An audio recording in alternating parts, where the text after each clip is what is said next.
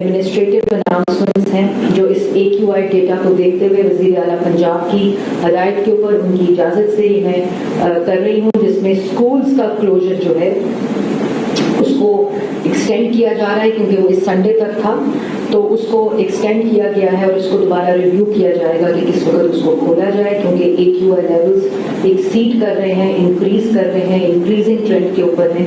اور جو college higher secondary تک ہم نے یہ لاسٹ ویک کہا تھا، اس کو ایکسٹینڈ کرتے ہوئے یونیورسٹیز اور کالجز کو بھی آن لائن کرنے کا نوٹیفیکیشن ایشو کیا جا رہا ہے. تو جو اسکولز ہیں، کالجز ہیں، یونیورسٹیز ہیں، ان کو آن لائن کیا گیا ہے جا رہا ہے. اگلے فرائیڈے کو ہم دیکھیں گے کہ AQI کیسے ریئیکٹ کرتا ہے اور حالات کیسے بہتر آتے ہوتے ہیں. بارش اگر ہو جائے تو اس میں بھی کافی فائدہ ہوگا.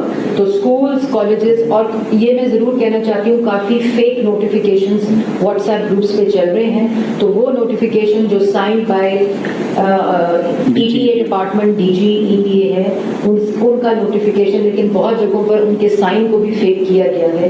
اس سے پلیز گریز کریں، یہ کنفیوژن نہ پھیلائیں.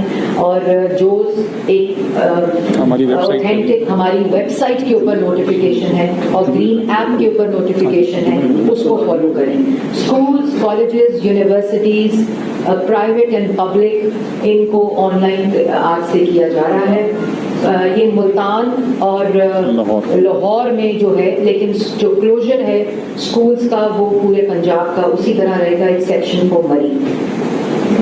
تو یہ نوٹیفیکیشن میں ڈیٹیل ساری لکھی ہوگی کیونکہ اسکولز میں کوئی کنفیوژن نہ ہو، اس کے لیے ایک ایک چیز کو